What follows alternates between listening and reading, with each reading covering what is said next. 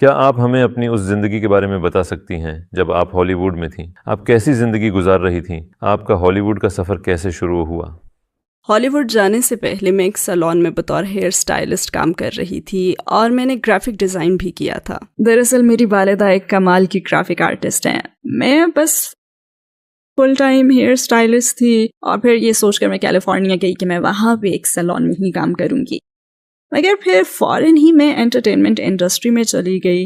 Hollywood में हमेशा ये बात कही जाती है कि आप क्या जानते हैं या हम नहीं हैं, आप किससे जानते हैं ये हम है, और ये बिल्कुल सच है।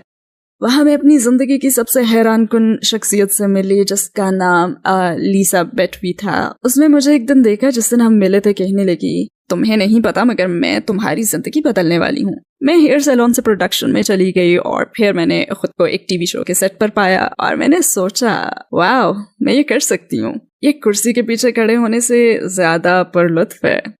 और कई लोगों के स्टैंडर्ड्स के लिहाज से मैं ये कह सकती हूँ कि मैं एक ड्रीम लाइफ गुजार रही थी। लेकिन फिर जैसे जैसे चीज़ें आगे बढ़ी, मेरे अंदर इत्मीनान और कामयाबी का एहसास कम होता गया।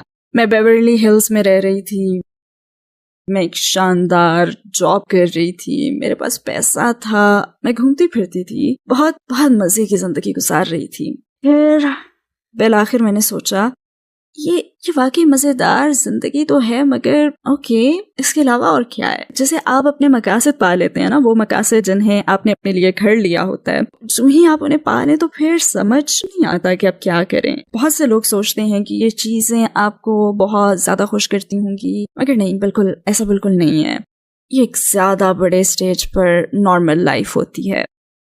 आपको फ़ौरन ही यह एहसास होने लगता है कि इनमें से बहुत से लोग खुश नहीं हैं। हॉलीवुड में तो तकरीबन हर चीज़ ही नकली है। आपको ये सेलिब्रिटीज़ अपने उन हवेली नुमा घरों में नज़र आती हैं जिन्हें वीडियो शूट्स के लिए किराए पर लिया जाता है। आप उन्हें शानदार कारें चलाते हुए देखते हैं, वो भी किराए की होती हैं। वो एक फ्लैट बेड ट्रक पर सेट तक पहुँचते हैं। वहाँ बहुत सी हैरत अंगेज़ चीज़ें रूनुमा होती हैं, मगर वो एक बहुत बहुत ज़्यादा अंधेरी जगह है।